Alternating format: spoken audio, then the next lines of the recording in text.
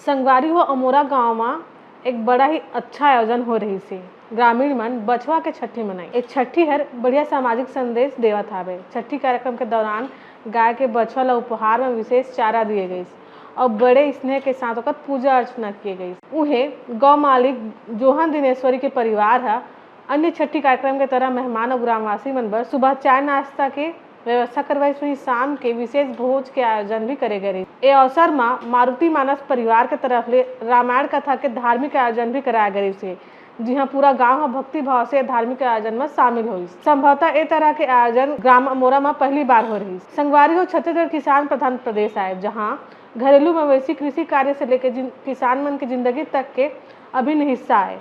खासकर घर में पाले जाने वाला गाय गरुआ मन इमन के प्रति कृतज्ञता जताए बर ए तरह के आयोजन करे जाते। तो संगवारी हो आप मला खबर किस लगी कमेंट सेक्शन में जरूर बताओ और आपके घर में भी गाय बछड़ा होगी तो कमेंट करके बताओ।